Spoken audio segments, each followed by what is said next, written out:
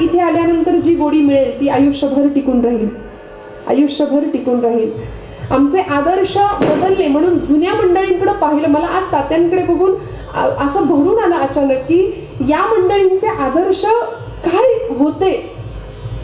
आपण सगळी जुनी जाणती माणसं माझ्या समोर आहात. आमच्या तरुणाईचे आदर्श बदलले. स्वामी विवेकानंदांनी तारुण्याचे 3 तकार सांगितले होते: तेजस्विता, तपस्विता आणि तत्परता. हे 3 तकार आहेत तारुण्याचे. ज्याच्याकडे तेजस्विता आहे, ज्याच्याकडे तपस्विता आहे, ज्याच्याकडे तत्परता आहे, मग ती व्यक्ती 90 वर्षाची असली तरी सुद्धा ती तरुणच. 75 वर्षाची शेलार मामा तानाजीला म्हणत होते, तान्या आरम्या लढत उदय भाण्याशी. 75 वर्षाचं वय होतं ते तरुणच. त्यामुळे तारुण्याला या 3 गोष्टी असल्या की झालं, तेजस्विता, तपस्विता आणि तत्परता. पण आज दुर्दैव आमच्या समाजातला तरुण संध्याकाळ झाली की धरून आणावा लागतोय. होय की नाही? यापेक्षा काही वेगळं आहे? जीवनाचं कुठलंही गंतव्य, ध्येय, साध्य माहिती नाही. What is the mission of my life याचा विचार कधी केला जात नाही. मी इथे का जन्माला आलोय? माझ्या जन्माला येण्याचं कारण काय? निमित्त कारण काय? उपादान कारण काय? बरं, मी इथं येऊन करायचंय काय? मी कोण? मी आलोय कुठून? मला जायचंय कुठे? याचा विचार गांभीर्याने केला जात नाही. त्यामुळे याला कारण एकच आहे की आमचे आदर्श बदललेत. म्हणून त्यांच्याकडे पाहिलं, त्यांचं सावरकर प्रेम पाहिलं आणि खरंच मला भारावून जायला झालं की या मंडळींचे आदर्श हे होते. म्हणून या नंतरच्या पिढ्या घडवू शकले. आता इथून पुढचा काळ अत्यंत भयावह आणि अंधारात आहे, भीषण आहे. त्यामुळे आम्हाला सावध राहावं लागेल. माऊली म्हणते, येथ वडील जे जे करीती तया नाम धर्म ठेविती, त्याची येर अनुष्ठिती सामान्य सकल. म्हणून मोठ्या माणसांवर खूप मोठी जबाबदारी आहे. मोठ्या माणसांवर खूप मोठी जबाबदारी आहे. रोज घरातली आई स्वयंपाकघरामध्ये पोळ्या लाटत असताना, पोळ्या करत असताना मुलाला म्हणते, चल रे परीक्षा चालू आहे तुझी, म्हण पोएम. मी ऐकते आणि मग ते पोरग म्हणतं, twinkle twinkle little star how I wonder what you are. हे म्हणू द्या, मी नाही म्हणत नाही बरं, याला माझा विरोध अजिबात नाही. इंग्लिश काळाबरोबर आम्हाला गेलंच पाहिजे. मराठी आमची आई आहे तशी इंग्लिश मावशी आहे आमची.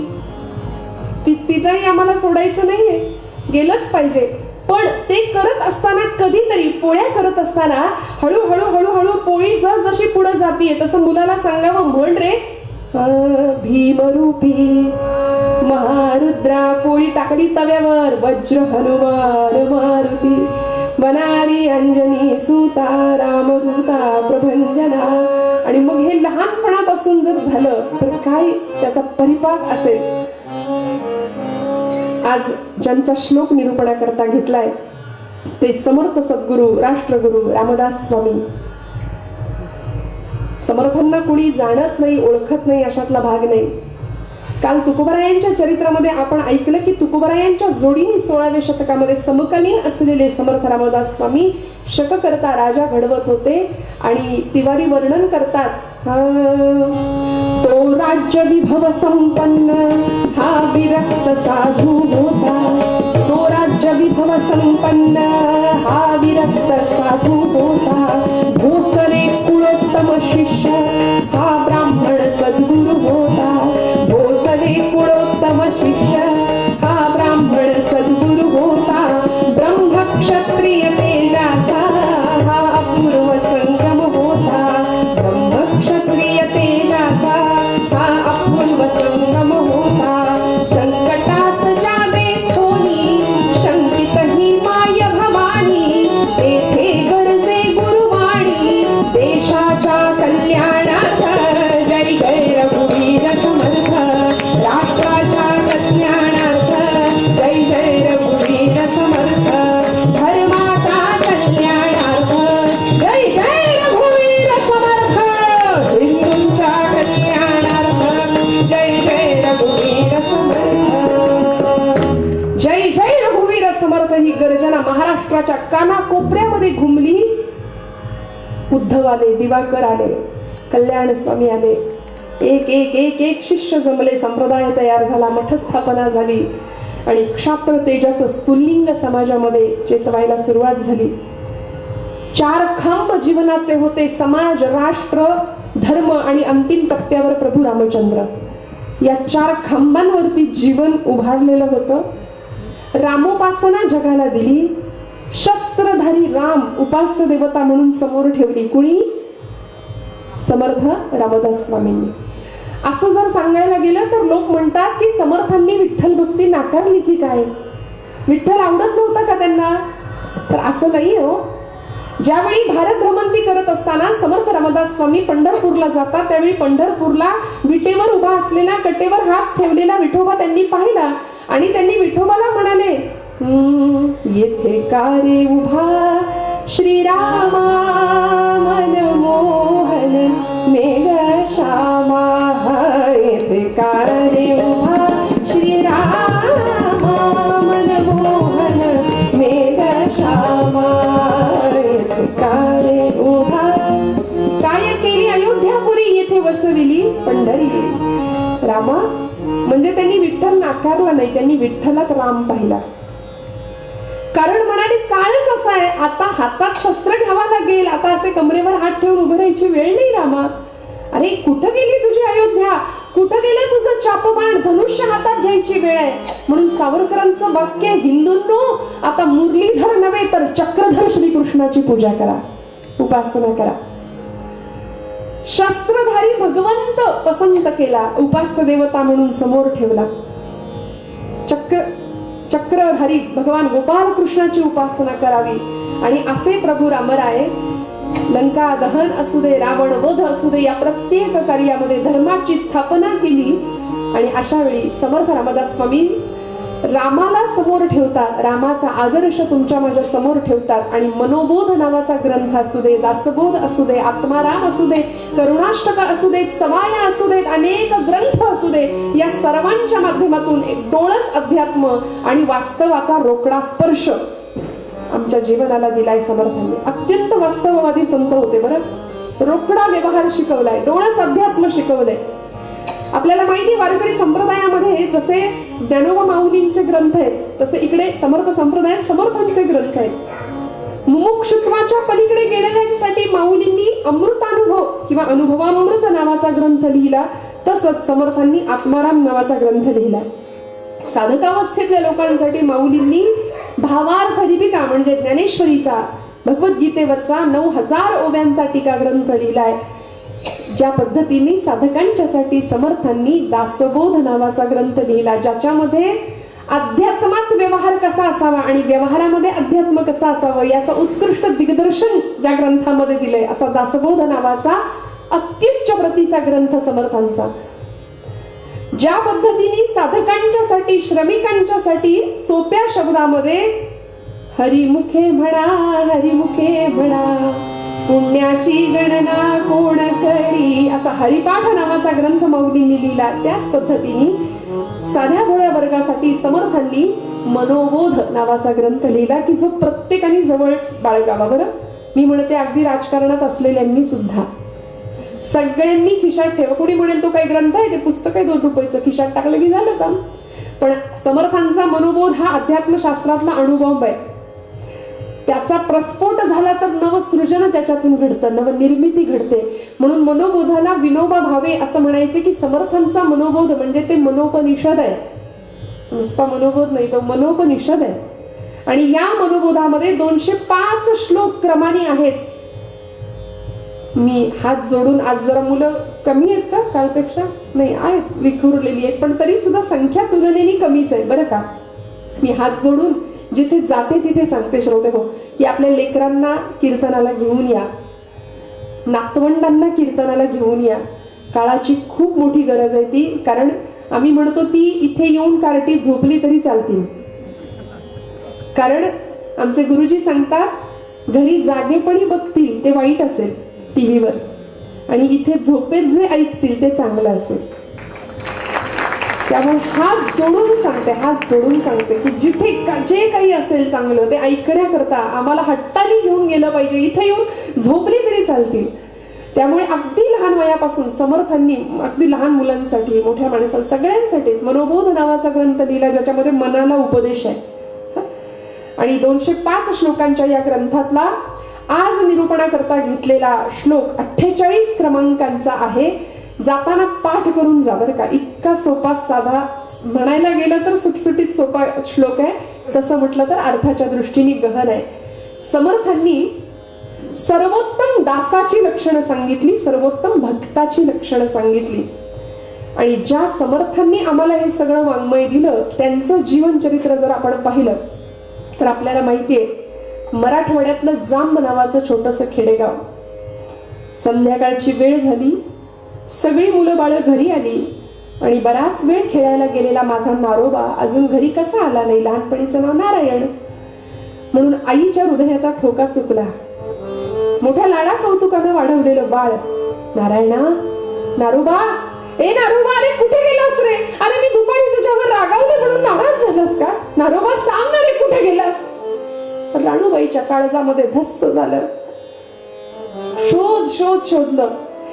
अंधार वाढत चालला. गावातली तरणी माणसं हातात मशाल घेऊन शोधायला गेली. नदीवर गेले, व्यायामशाळेत गेले, मारुती मंदिरात गेले, गावात सगळीकडे बघितलं, कुठेच पत्ता नाही. शेजारच्या माता भगिनी येऊन सांत्वन करायला लागल्या. पूर्वीचा अशिक्षित महाराष्ट्राचा हा इतिहास आहे बरं का. आपण इतके सुशिक्षित झालो की शेजारी कोण राहतंय याचा पत्ता नाही. सांत्वन कसलं काय कसलं. राणूबाई, काळजी करू नका, आमचे हे गेलेत नारोबाला बघायला. काळजी करू नका, आता येईल, इतक्यात रडू नका राणूबाई. अंधार वाढत चालला. सुनबाई म्हणाल्या, सासूबाई थोडस सरपण आणून देता का? स्वयंपाकासाठी जळण आणून देता का? म्हणून ती ठाणवई घेतली पणती आणि त्या ठाणवईच्या मंद धुसर प्रकाशामध्ये गेल्या अडगळीच्या खोलीमध्ये सरपण आणायला, जळण आणायला, स्वयंपाकाला, चुलीला. आणि आतमध्ये गेल्याबरोबर वात मोठी केली, भिंतीवर आकृती दिसली. वात मोठे केल्याबरोबर आकृती स्पष्ट दिसली. 5 वर्षाचा नारायण, नारोबा तिथं बसला होता. श्वासोच्छ्वास मंद सुरू होता. निश्चल बसले होते. डोळे अर्धे मिटलेले, जागळे म्हणावं तर डोळे अर्धे उघडे आहेत, झोपलाय म्हणावं तर डोळे अर्धे मिटलेले आहेत. आणि मंद श्वासोच्छ्वास सुरू आहे. जवळ गेल्या, गदगदा हलवलं. नारायणा, काय झालं रे? नारोबा उठ उठ. पाणी मारलं तोंडावर, बाहेर आणलं आणि म्हणाले, नारायणा. असे सावध झाले. अर्थात ते बेसावध नव्हते, जगाला सावध करण्याची तयारी सुरू होती. आणि आईने विचारलं, नारोबा काय करत होतास रे एवढ्या अंधाऱ्या खोलीमध्ये? 5व्या वर्षी लेकरू उत्तर देत, आई, आई चिंता करीतो विश्वाची. आई चिंता करीतो विश्वाची. हे वयाच्या 5व्या वर्षाचे उद्गार आहेत. मी म्हणते, आमच्या घरातलं 5 वर्षाचं पोरग आठवून बघा, श्रीवल्लीच्या तालावर नाचतंय आज, दुसरं काही नाही. नको ते आदर्श मुलांच्या समोर आहेत, पण चेष्टा नाही. 5व्या वर्षी राष्ट्रकारणाची चिंता करावी. आणि म्हणून क्रमाक्रमाने नारायणाचा दास, दासांचा स्वामी, स्वामींचे समर्थ झाले आणि महाराष्ट्राला एक नवा महाराष्ट्र धर्म समर्थांनी देऊ केला. देशकाल वर्तमान अवधीची अव्यवधान, सावधान सावधान म्हणून 12व्या वर्षी लग्नाच्या बोहल्यावरून पळ काढला. नाशिक जवळ टाकळीला गेले, गायत्री मंत्राचं पुरस्चरण केलं, 13 कोटी रामनाम जप, रोज सूर्य नमस्कार. आणि काय सुंदर जीवन नियोजन, जीवनाचं उत्तम व्यवस्थापन समर्थांनी आमच्या समोर मांडलं. पहिली 6 वर्ष बालपण, पुढची 6 वर्ष उपासना, त्याच्या पुढची 12 वर्ष अव्याहतपणे वाङ्मय निर्मिती, भारत भ्रमंती. असे तू हिमाचल भारत भ्रमण केलं, पायदळी घातला, अनेकांच्या समस्या समजावून घेतल्या, मठांचं जाळं विस्तारलं, समर्थ संप्रदायाची स्थापना, अनेक शिष्यांना जमवलं. एका शककर्ता राजाला घडवण्यामध्ये प्रचंड मोठा सिंहाचा वाटा समर्थांनी दिला. गनिमी काव्य समर्थांचा आपल्याला माहिती आहे, मुद्दाम शब्द वापरला कारण छत्रपती शिवप्रभूंनी महाराष्ट्राला गनिमी कावा शिकवला. बाबासाहेब पुरंदरे म्हणायचे की छत्रपती शिवाजी महाराजांनी महाराष्ट्राला गनिमी कावा शिकवला. समर्थ रामदास स्वामींनी महाराष्ट्राला गनिमी काव्य दिले. 11 11 बहु 11 काय 11 कळेची ना, गुप्त ते गुप्त जाणावे, आनंद मन भुवनी. समर्थ स्थापित 11 मारुती महाराष्ट्रात आहेत. त्यातले काही म्हणजे समर्थ स्थापन केलेला एक मारुती सध्या काश्मीरमध्ये पहलग्राम इथं मिलिटरीच्या ताब्यात आहे असं म्हणतात. काकांच्या टाळ्या पडल्या गावचट काकांच्या, कारण कदाचित त्यांनी ते पाहिलं असेल, आम्ही नाही पाहिलं. म्हणजे समर्थ कुठपर्यंत पोहोचलेत आपण कल्पना नाही करू शकत. मठांचं जाळं कुठपर्यंत असू शकतं आणि हे देवदेश धर्माचं काम कुठपर्यंत पोहोचलं होतं. आम्ही मात्र घरात बसून आमची तरुण मंडळी किंवा काही मंडळी वर्तमानपत्र वाचतो, हळहळ व्यक्त करतो. काही मंडळी, काही बरं का अपवादात्मक, सगळेच नाही, पारावर बसतात, हातात पत्ते असतात आणि या देशात क्रांती झाली पाहिजे, हातात पत्ते. असे आम्हाला देशप्रेमाचं इतकं उतू चाललेलं असतं. मला असं वाटतं की समर्थ काय, तुकोबा काय, ज्ञानोबांपासून निळोबारायांपर्यंतच्या सगळ्या संतांची परंपरा आणि अलीकडचे सगळेच संत, त्यांनी देवभक्तीला देशभक्तीची जोड, धर्माची जोड दिली, आम्हाला शिकवलं आणि जीवन जगण्याचा उत्तम मार्ग दाखवून दिला. समर्थ रामदास स्वामींनी प्रस्तुतच्या श्लोकामध्ये उत्तम दास कुणाला म्हणायचं, दासाची सर्वोत्तम लक्षणं काय असतात ती सांगितले. श्लोकाचा आठव पुन्हा एकदा करते, ऐका, जमलं तर म्हणा आणि पाठ करूया. सदा देव काजी झिजे देहजाचा. आज थोडं घड्याळ पुढे जाणारच आहे, म्हणजे हे गृहीतच धरून चला. असं सांगितलं की बसायचा धीर वाढतो म्हणून आधीच सांगितलं, नाहीतर तुम्ही 11 वाजले की मग असं वाटेल की अरे अजून कसं नाही संपलं, त्यामुळे आधीच सांगून ठेवते. सदा देव काजी झिजे देहजाचा, सदा राम नामी वदे नित्य वाचा, स्वधर्मेची चाले सदा उत्तमाचा, जगी धन्य तो दास सर्वोत्तमाचा. जय जय रघुवीर, बोला जय जय जय जय जय जय रघुवीर. समर्थांनी या 48 क्रमांकाच्या श्लोकामध्ये शब्द जाणीवपूर्वक वापरलेत बघा. सदा, पहिल्या ओळीमध्ये शब्द आहे, दुसऱ्या ओळीमध्ये शब्द आहे, तिसऱ्या ओळीत तो शब्द आहे आणि चौथ्या ओळीमध्ये असा आहे, सदा देव काजी झिजे देहजाचा, सदा रामनामी वदे नित्य वाचा. तिसरी ओळ स्वधर्मेची चाले सदा उत्तमाचा आणि शेवटची ओळ आहे, जगी धन्य तो सदा दास, दास सर्वोत्तमाचा. सदा म्हणजे अखंड, अविरत, नेहमी, अखंड, अव्याहतपणे, ज्याचा देह देव कार्यासाठी, देव काजी झिजे देह ज्याचा, ज्याचा देह देव कार्यासाठी अखंड झिजतोय. दुसरी ओळ आहे, सदा रामनामी मध्ये नित्य वाचा, ज्याच्या मुखामध्ये अखंड रामनाम आहे. तिसरी ओळ, स्वधर्मेची चाले सदा उत्तमाचा, ज्यांनी धर्माचा आचार उत्तम सांभाळलाय, स्वधर्म सांभाळला. आणि ती शेवटची ओळ, जगी धन्य तो दास सर्वोत्तमाचा. हे हे हे ज्याला जमलं असा सर्वोत्तम दास समर्थांना अभिप्रेत आहे. त्या दासाची लक्षणं सांगतात समर्थ. हा वरवरचा अर्थ श्लोकाचा झाल्यानंतर आपण थोडस अभंगाच्या या श्लोकाच्या आतमध्ये चिंतन प्रवासाला सुरुवात केली तर बघा श्रोते हो, सदा देव काजी, देवाचं काज म्हणाले समर्थ. मग काय आहे देवाचं कार्य हो? उद्या चैत्र शुद्ध नवमीचा परम पर्व काळ. काय आहे देवाचं कार्य? परित्राणाय साधूनां, परित्राणाय साधूनां, परित्राणाय साधूनां, परित्राणाय साधूनां.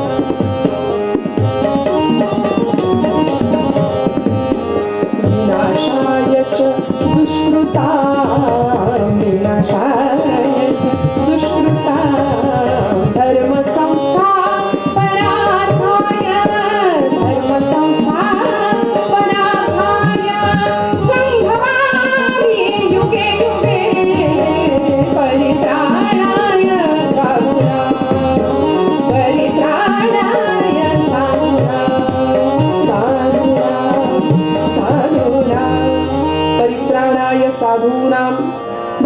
आपल्या अवताराचं रहस्य गीतेमध्ये सांगितलंय, प्रसिद्ध श्लोक आहे. साधूंचं परित्राण, परित्राण म्हणजे रक्षण, साधूंचं रक्षण करायला आलोय मी, दुष्टांच्या नाशाकरता येणार आहे. आणि तिसरी गोष्ट, धर्माच्या पुनर्संस्थापने करता. यदा यदा ही धर्मस्य ग्लानिर्भवति भारत, याकरता प्रभूंनी प्रत्येक युगामध्ये प्रत्येक वेळी अवतार घेतला, गर्भवास सहन केला. संभवामी युगे युगे, युगायुगांमधून पुन्हा पुन्हा पुन्हा पुन्हा गर्भवास स्वीकारला. का? या 3 गोष्टींकरता. हे रहस्य भगवंतांच्या येण्यामागचं. उद्याच्या दिवशीचा भगवंतांचा रामावतार, मर्यादा पुरुषोत्तम हा अवतार त्या करताय, धर्माच्या स्थापनेकरता, दुष्टांच्या नाशाकरता आणि साधूंच्या रक्षणाकरता. मग भगवंताचं हे कार्य आहे. समर्थ म्हणतात देवाच्या कार्यासाठी आम्ही झिजणं, आणि जो झिजला त्यालाच दास म्हणायचंय. काय झिजवायचंय? सदा देव काजी झिजे देह ज्याचा. काय झिजवायचंय? देह झिजवायचंय. मग देह झिजतो का? तो असाही झिजतोच आहे.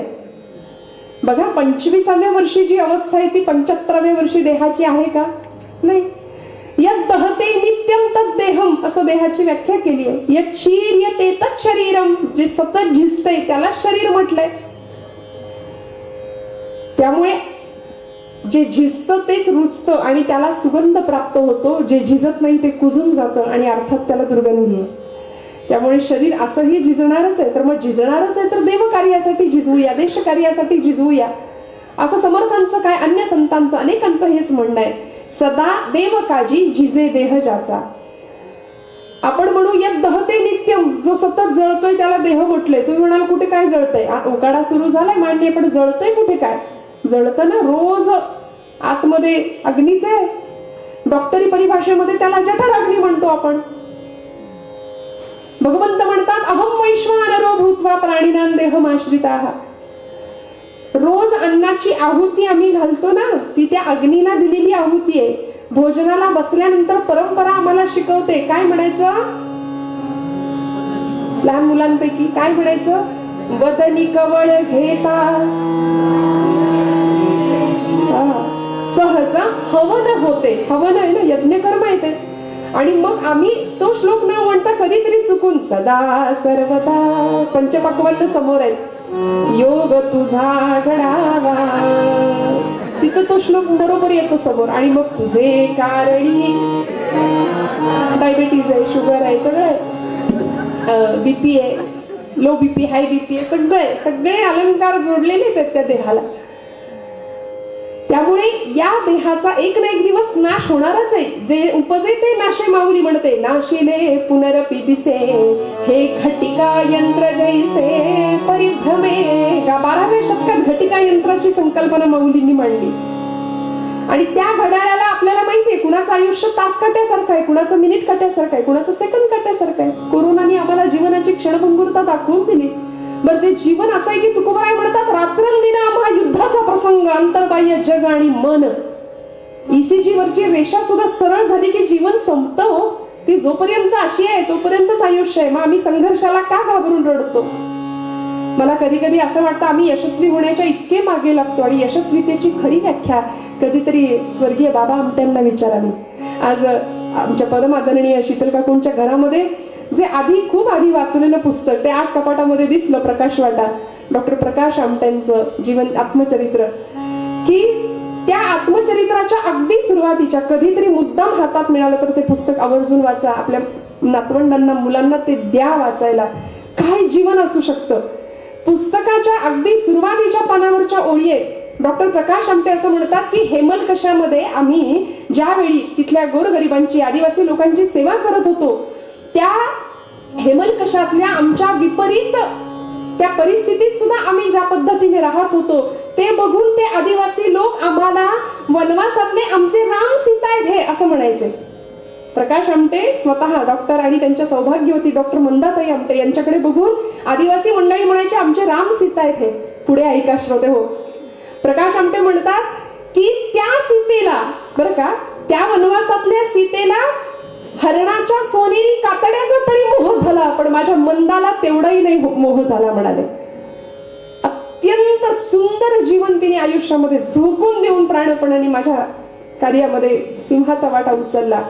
आणि असं उत्तम जीवन ज्यांनी जगून दाखवलं. मग मला सांगा, पात्रता होती, अनुकूलता नाही, अशी गुलाबाची पाकळ्या अंथरलेली वाट समोर असताना सुद्धा काट्याचा मार्ग निवडणं. नमस्कार.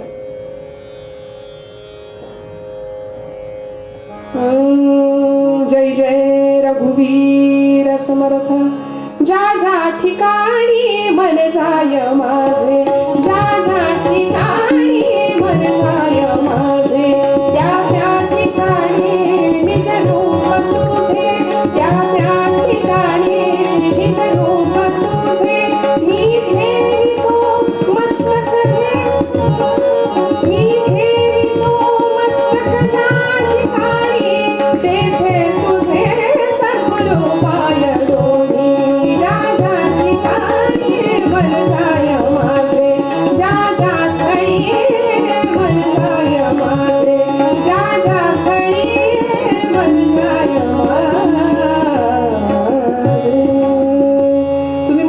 असताना हे मधूनच का बरं श्लोक असा आला विषय सोडून, तर आमच्या काय परंपरा दिव्य असू शकते बघा. नारदीय कीर्तनाची ही श्रेष्ठता आहे की कीर्तनामध्ये जर कोणी कीर्तनकार, महनीय किंवा सामाजिक अनेक क्षेत्रातली मान्यवर मंडळी अचानक कीर्तनामध्ये त्यांचं आगमन झालं तर ते स्वागतासाठी ती म्हणायची पद्धत आहे. आमच्या परमादरणीय डॉक्टर रश्मिताई इथं उपस्थित आहे की ज्यांचं कीर्तन तुम्ही काही दिवसांपूर्वी इथे सेवा ऐकलेली आहे. म्हणून समर्थ रामदास स्वामींचा श्लोक आपण ऐकतोय, सदा देवकाजी झिजे देह ज्याचा, सदा राम नामी वदे नित्य वाचा. समर्थांनी देहाचं झिजणं अपेक्षित आमच्यासाठी ठेवलंय, सांगितलंय. मग हा देह असाही झिजणारच आहे. यत् शरीयते तत् शरीरम आपण ऐकलं. देवाचं कार्य आम्हाला करायचंय, मान्य. देवाचं कार्य मोठं आहे. आम्ही सामान्य माणसं, प्रापंचिक माणसं, आम्ही आमच्या पातळीवर काय करू शकतो? सुवर्ण मध्ये आम्हाला काढावा लागेल, साधावा लागेल. मग काय करायचं? माझे आदरणीय गुरुजी हरिभक्तीपरायण नारायण बुवा काणे यांची रचना आहे. एक संस्कृत सुभाषित आपल्याला माहिती आहे, शतेषु जायते शूरः सहस्रेषु च पंडितः वक्ता दशसहस्रेषु दाता भवति मानवा. आणि या सुभाषिताला धरून त्यांनी एक रचना केली. लोकांना वाटतं ती कव्वाली आहे, पण खरं ती काव्यावली अशी ती रचना आहे. आणि लोकांना आवडतात नवीन नवीन प्रकार कीर्तनामध्ये. माझ्या गुरुजींची रचना ऐका. आम्ही आपल्या पातळीवर काय करायचं? समर्थांनी दासाचं लक्षण सांगितलं. आम्ही सर्वसामान्य माणसं, आधी प्रपंच करावा नेटका, हे फार समर्थांचं आम्ही ऐकतो, बाकीचं नाही ऐकलं तरी. आधी प्रपंच करावा नेटका, मग घ्यावे परमार्थ विवेका. येथे आळस करू नका विवेकी, समर्थ म्हणतात. त्यामुळे प्रपंच इतका आम्ही नेटका करतो, मग मान्य. प्रपंच करता करता समर्थच म्हणतात प्रपंची असावे सुवर्ण, परमार्थी पंचीकरण. त्यामुळे उत्तम प्रपंच, फटका तुटका प्रपंच संतांनाही मान्य नव्हता.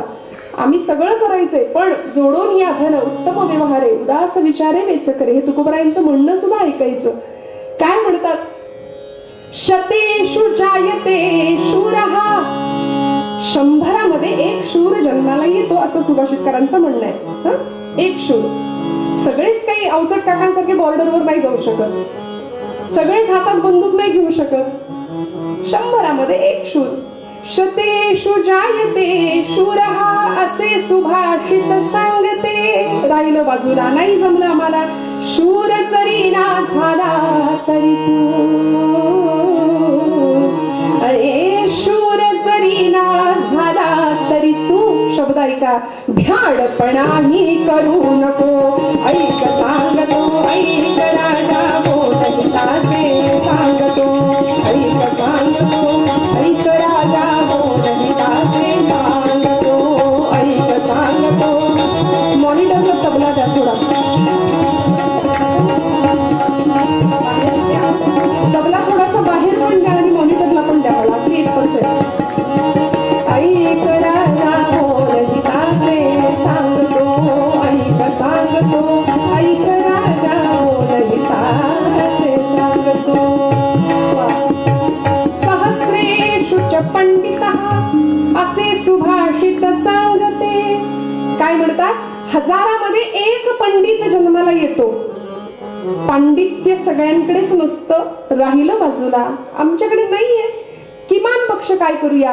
पंडित जरी ना झाला तरी तू, अरे पंडित जरी ना झाला तरी तू, जगी अडाणी राहू नको.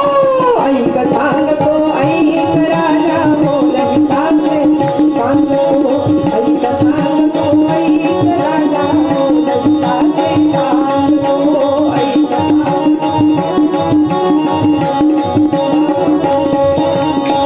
वक्ता दशसहस्रेषु असे सुभाषित सांगते.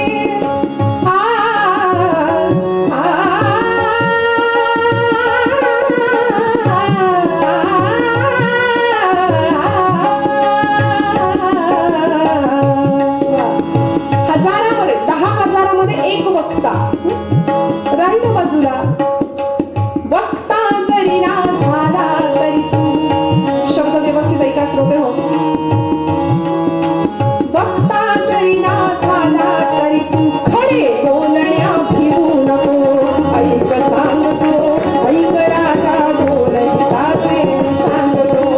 ऐक सांगतो, ऐक राजा बोलहिताचे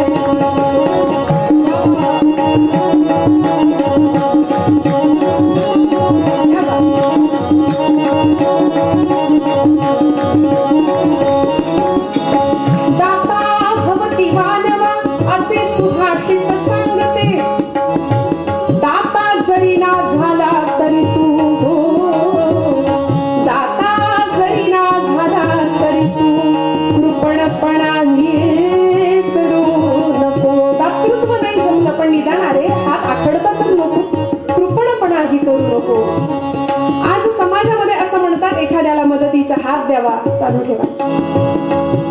एका दुसऱ्यांना मदत करावी, अडचणीत फसलेल्यांना मदत करावी. कोरोनामध्ये काही माणसं आपण पाहिली की नाही, आज ज्यांच्या चरित्राच्या ऐकण्याच्या उत्सुकतेत जी मंडळी आहेत, असे आमचे मगाशी आम्ही महाराजांच्या संताजी महाराजांच्या मंदिरात जाऊन आलो, लक्ष्मीनारायणाच्या दर्शन घेतलं.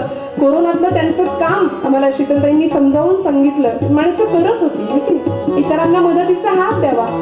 कोरोनामध्ये अशीही काही माणसं आपण पाहिली की जी खरंच जीव धोक्यात घालून राबत होती, आणि काही अशीही पाहिली की जी मेलेल्याच्या टाळूवरचा लोणी सुद्धा घ्यायला पुढे मागे पाहत नव्हती.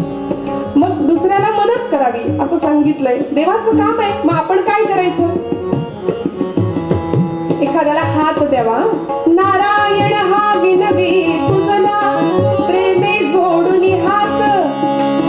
नारायण हा विनवी तुझला,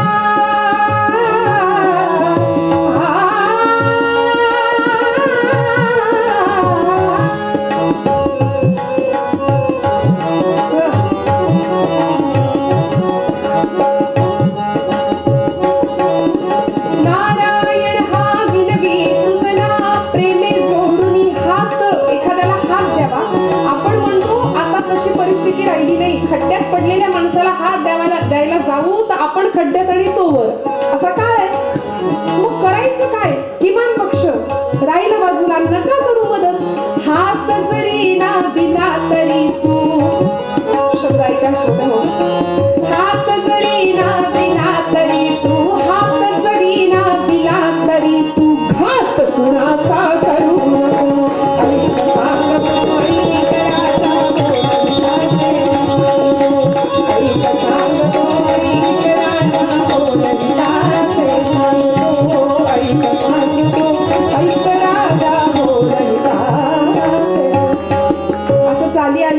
जरा काही अरे कव्वाली कीर्तन, पण ही श्रीमंती आहे बरं का, ही काव्यावली आहे खरं तर.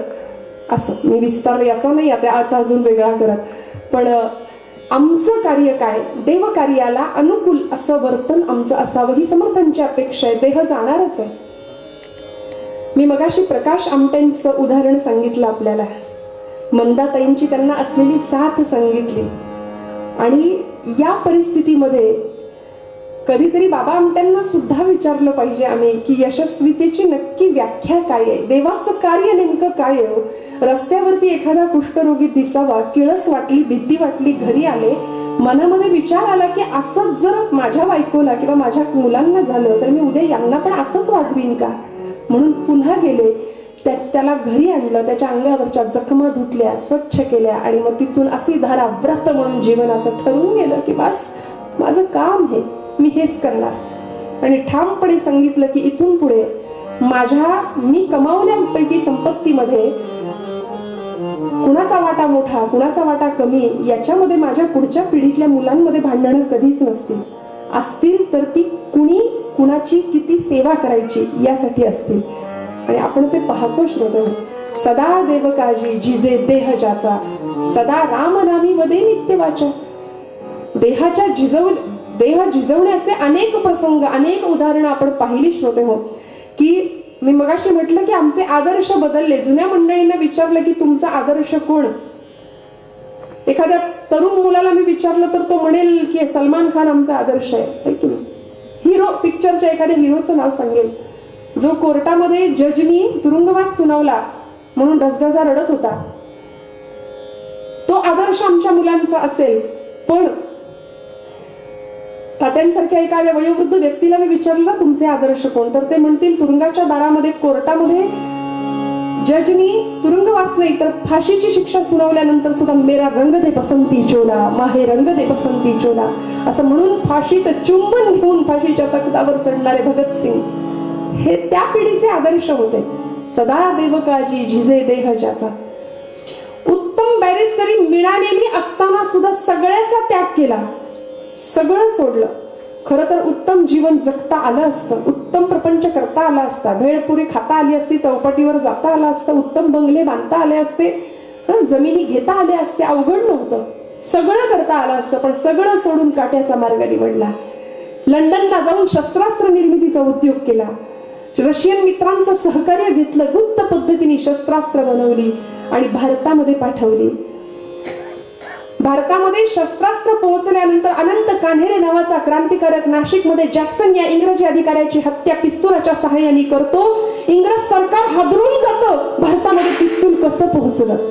बंगालमध्ये खुदिराम बोस नावाचा क्रांतिकारक बॉम्बचा धडाका करतो, इंग्रज सरकार हादरतं, भारतात बॉम्ब पोहोचला कुठून.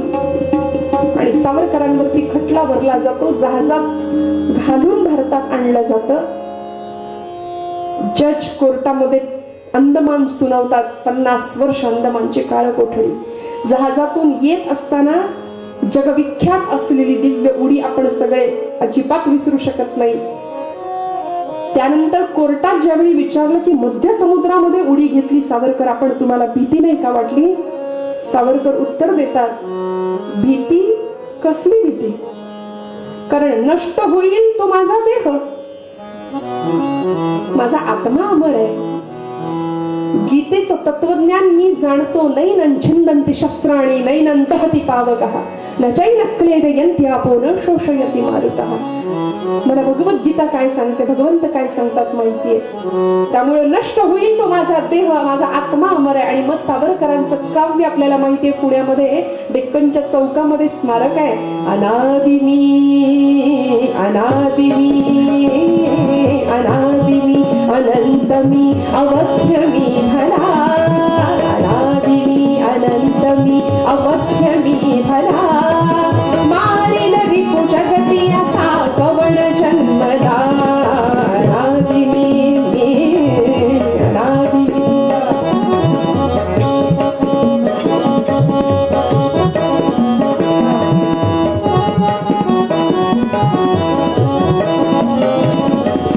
अट्टहास करीत सरी धर्मधारणी, मृत्युशीचा गाठ घालुनी खुसेरणी, अग्नि जाळी मजसेना खड्ग छेदितो, घेऊन मला घ्याण मृत्यू पडत सुटतो. सावरकर म्हणतात, मी मृत्यूला बोलवत होतो पोहताना, मृत्यू मला घाबरून पळत होता. घेऊन मला घ्याण मृत्यू पडत सुटतो, खुळारी तया स्वये मृत्यूच्याच भीतीने भिवू मजसिये, भिवू मजसिये, भिवू मजसिये. अनादि मी अनादि मी अनंत मी अवध्य मी भला, मारिन रिपु जगती असा कवण जन्मदा, अनादि मी अनादि मी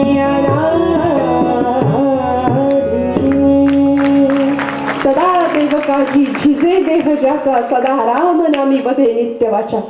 मला असं वाटतं बॅरिस्टरीचा झगा पांघरून येऊ, पैसा मिळवू, थाटात संसार करू, प्रपंच करू, असा विचार पत्नीनी नसेल का हो केला? यमुनाबाईंनी स्वार्थ त्याग म्हणतात कशाला, झिजणं म्हणतात कशाला? काय समर्थांना अपेक्षित आहे तुमच्या माझ्याकडून? ज्यावेळी मुंबईच्या कारागृहामध्ये पत्नी भेटायला येते, 18 वर्षाचं वय होतं यमुनाबाईंचं. माई म्हणायचे सावरकर. 25 वर्षाचे सावरकर लोखंडी पिंजऱ्यामध्ये कैद्याचा पोशाख घातलेले आपले पती आपल्या समोर उभे आहेत. साखळदंड सहजपणे खळखळत सावरकर तिच्या समोर येतात आणि म्हणतात, माई या पोशाखात अनोळखी वाटलं ना तुम्हाला? ओळखलं नाही ना मला? पण अहो मी विचार केला, माझी भारत माता आजारी आहे, पारतंत्र्यात आहे, काट्या कुट्या जमवायच्या. माझी जन्मठेप सावरकरांचं आत्मचरित्र आणि त्यामधली स्वतः त्यांचीच वाक्य आहेत ही. सावरकर म्हणतात, काट्या कुट्या जमवायच्या, घरटी बांधायची, त्याच्यामध्ये पिलांची वीण वाढवायची, आणि याला जर प्रपंच किंवा संसार असं म्हणत असतील तर असा प्रपंच असा संसार चिमण्या कावळे सगळेच करतात. माई मला माझ्या देशाचा प्रपंच करता आला, यात धन्यता माना. यमुनाबाई डोळ्यातलं पाणी पुसतात आणि सांगतात, मी एक मंत्र सांगते तेवढा म्हणाल का? सावरकर म्हणतात, अंदमानमध्ये होणाऱ्या यातना या मंत्राने कमी होतील की नाही मला माहिती नाही, पण तुला बरं वाटणार असेल तर नक्की म्हणेन. कृष्णाय वासुदेवाय हरये परमात्मने प्रणतः क्लेशनाशाय गोविंदाय नमो नमः. यमुनाबाई सांगतात, एवढा मंत्र म्हणा माझ्यासाठी रोज. आणि सावरकर आपल्या पत्नीला, 18 वर्षाच्या पत्नीला सांगतात, माई या जन्मात मी तुम्हाला इतका त्रास दिला, जन्मोजन्मी हाच पती मिळावा असं तुम्ही वटपौर्णिमेला म्हणावं तरी कसं, आणि कशी वडाची पूजा करावी. पण ती सौभाग्यवती काय सांगते बघा. 18 वर्षाचा यमुनामाई खाली वागतात, तुरुंगाच्या सळीतून आत हात घालतात, सावरकरांच्या पायाला स्पर्श करणार. सावरकर म्हणतात, माई काय करतात? यमुनामाई सांगतात, पाय बघून ठेवते, पुढच्या जन्मात चुकायला नको. पाय बघून ठेवते, पुढच्या जन्मात चुकायला नको. कारण या जन्मामध्ये स्वतःच्या प्रपंचाची राख रांगोळी करून, स्वतःची चूल मुळकी फोडून राष्ट्राचा प्रपंच करणारा पती पुरुषोत्तम भगवंतांनी जर या जन्मात मला दिला असेल, तर जन्मोजन्मी हाच पती मिळावा एवढंच मागणं मागते भगवंताजवळ. पाय बघून ठेवते, पुढच्या जन्मात चुकायला नको. सदा देवकाजी झिजे देह ज्याचा. समर्थांना असा दास अपेक्षित आहे बरं. सदा रामनामींमध्ये नित्य वाचा. रामोपासना तर समर्थांची आवडती उपासना. आम्हाला सांगितली, शस्त्रधारी राम आमच्या समोर ठेवला. रामाची उपासना अनेकांनी केली. या उपासनेमध्ये दास्य भक्तीचं सगळ्यात मोठं ज्वलंत उदाहरण म्हणजे मारुतीरायांचं. आपल्याला माहितीये, मारुती हे नाव रामायणात आपण बघूच शकत नाही, रामायण होऊच शकत नाही मारुतीरायांशिवाय. रामबाण, रामांचा रामबाण जर कोण असेल तर मारुतीराय. सगळ्या कामामध्ये मारुतीराय. मारुतीराय नसते तर काय झालं असतं. किती किती रामोपासना असावी. आणि समर्थ अशी रामभक्ती आम्हाला शिकवतात. रामनवमीचा उत्सव आहे उद्या. साक्षात प्रभू अवतीर्ण उद्याच्या दिवशी झाले. कौसल्याच्या पोटी घनश्याम हा राम लावण्य रूपी, महावीर गंभीर, महाधीर गंभीर पूर्ण प्रतापी, करी संकटी सेवकाचा कुडावा, प्रभाते मनी राम चिंतित जावा. आणि अशा प्रभू रामांचं चरित्र या निमित्ताने समर्थ आमच्या समोर ठेवतात. किती उपासना करावी. रामराज्याभिषेकाच्या प्रसंगाला ज्यावेळी मारुतीराय प्रसादासाठी व्याकुळ होते, तडफडले होते की मला प्रसाद मिळू द्या, सगळ्यांचं लिस्ट मध्ये नाव होतं. लक्ष्मण महाराज यादी वाचत होते. सीतामाई रत्नजडित सिंहासनावर प्रभू रामचंद्र बसलेले. यादीमध्ये सगळ्यांना खात्री होती मारुतीचं नाव पहिलं असणार आहे. अहो, मारुतीरायांना सुद्धा हीच खात्री होती. पण पहिलं नाव उच्चारलं, युवराज अंगद, राजे सुग्रीव, विभीषण, नळ, नीळ, जांबुवंत स्वातंत्र्य चळवळीत नव्हते, त्यांनाही प्रसाद दिला. पण सगळ्यांना असं वाटलं मारुतीरायांचं नाव कधी. मारुतीरायांना तर खूप वाईट वाटलं. तिथूनच म्हणत होते, रामा मला तुमच्या पायाखालची एखाद्या सुरगळलेल्या फुलाची पाकळी जरी दिली ना तरी बास आहे म्हणाले, पण मला प्रसाद द्या. शेवटी रामांनी पाहिलं मारुतीराय असे मान वर करत होते. मी दिसलो नसेल तर दिसायला पाहिजे. फोटोत कसे आपण मान वर करतो, ग्रुप फोटो. काय बाल सुलभ आणि बुद्धिमत्ता वरिष्ठ आहेत ते. असे असे बघत होते. मी इथे सांगत होते. प्रभूंनी मान खाली घातली हो. आणि जशी रामरायांनी मान खाली घातली, मारुतीराय म्हणाले, आता या देहाकडे तुम्हाला बघावंसं पण नाही वाटत का रामा? जातो म्हणाले, मी काय करू हा देह ठेवून. म्हणून वळले. आणि सीतामाई म्हणाल्या की अहो बघा किती वेळचा वाट पाहतोय. मारुतीराय रामप्रभू म्हणताय, जानकी तू माझ्या भक्ताच्या नादी लागू नकोस, तुला माहिती नाही ते काय आहे काम. सीतामाई म्हणतात, अहो कधीचा तळमळतोय मारुतीराय, ये मारुते असं हाक मारली. आईनं राहवली नाही, आईचं अंतःकरण. मारुतीरायने एवढा आनंद झाला, म्हणले बाप विसरला पण आई नाही विसरली. उड्या मारत आले आणि पार्टीच बदलली. इकडे या बाजूला बसायचे की आईच्या बाजूला बसले. आणि सीतामाईने अगदी हळुवार हाताने डोक्यावरनं हात फिरवला, डोळ्यात अश्रुधारा. मारुते किती कष्टलास, किती झिजलास आमच्यासाठी. सदा देव काळजी झिजे देह ज्याचा. किती झिजलास मारुते. तू नसता तर कुणी घेतला असता माझा शोध. तू नसतास तर मुद्रिका रामांची प्रभूंची कुणी आणून दिली असती. तू नसतास तर लंकेचं दहन कुणी केलं असतं. तू नसतास तर अहिरावण बहिरावणाच्या तावडीत आम्हाला कुणी सोडवलं असतं. मारुते तू होतास म्हणून सगळं झालं. गळ्यातला कंठा काढला आणि दिला. आपल्याला माहितीये मारुतीरायांनी सगळं ते कंठ्यात बघितलं, राम सीता दिसतायत. आनंद झाला, धावत गेले बाहेर. हेच पाहिजे होतं म्हणाले मला. थोड्या वेळाने धाडकन आवाज आला, पहारेकरी धावत आईसाहेब फोडलं म्हणले तुम्ही ते दिलेलं. संतापल्या सीताबाई. मारुते अरे राम राम राम करतोस. छाती विदीर्ण करून दाखवली. म्हणले माझ्या हृदयामध्ये आईसाहेब तुम्ही आणि प्रभू रामचंद्र दोघेही आहेत. आणि तेव्हा प्रभू रामचंद्र उठले. काय देतो भगवंत भक्ताला. तेव्हा सिंहासनावरून उठले, धावत गेले आणि रामरायांनी मारुतीरायांना कडकडून आलिंगन दिलं. या क्षणाला आणि आपण जुना दुर्मिळ फोटो चित्र पाहतो की मारुतीरायांचं मस्तक रामांच्या खांद्यावर आहे आणि रामांचं मस्तक मारुतीरायांच्या खांद्यावर आहे. मला सांगा, ही भेट देह पातळीवरची होती का? बाजूला झाले प्रभू आणि मारुतीराया विचारतात, सांग मारुते, तू कोण आहेस आता? मला माझ्याकडे तुला द्यायला माझ्याजवळ दुसरं काही नाही मारुते, मी मलाच तुला देऊन टाकतो. आणि बाजूला झाले, म्हणाले मारुते सांग तू कोण आहेस? त्यावेळी मारुतीराय सांगतात, रामा देहबुद्ध्या तुला सोहम. देह पातळीवर हा प्रश्न जर तुम्ही मला विचारत असाल तर मी तुमचा दास आहे. जीवबुद्ध्या त्वदंशकः, जीव पातळीवर जर हा प्रश्न तुम्ही मला विचारत असाल तर मी तुमचा अंश आहे. आणि आत्मबुद्ध्या त्वमेव अहम इति मे निश्चिता मतिः, आत्म पातळीवर तुम्ही म्हणजे मी आणि मी म्हणजे तुम्ही आहात. आपण दोन नाहीच रामा प्रभू. आणि असं फळ भक्तीचं भगवंत देतो. सदा राम नामी वदे नित्य वाचा. आपण श्लोकाची तिसरी ओळ भुजंग प्रयात वृत्तातला 4 चरणांचा श्लोक आहे छोटासा. स्वधर्मेची चाले सदा उत्तमाचा, ज्यांनी आपल्या धर्माचा आचार सांभाळलाय उत्तम प्रकारे. समर्थ म्हणतात, सकल धर्मा माझी धर्म स्वरूपी राहणे हा स्वधर्म. आणि मग शेवटची ओळ, जगी धन्य तो दास सर्वोत्तमाचा. बोलावं तितकं थोडं आहे पूर्वरंगामध्ये. इतका सुंदर श्लोक समर्थांनी तुमच्या माझ्या करता दिलाय, पाठ करून जाऊया. पूर्वरंगात मी इथे थांबते. असा आचार कुणी सांभाळला, असं जगणं कुणाचं होतं? देव कार्यासाठी, आपल्या गुरूंच्या कार्यासाठी, आपल्या स्वामींच्या कार्यासाठी, आपल्या इष्टाच्या कार्यासाठी. आणि ते कार्य जीवाची बाजी लावून प्राणपणाने कुणी केलं, कसं केलं? अशा एका अत्यंत संवेदनशील संतांचं चरित्र उत्तर रंगात आपण ऐकूया. पूर्वरंगात इथेच थांबते.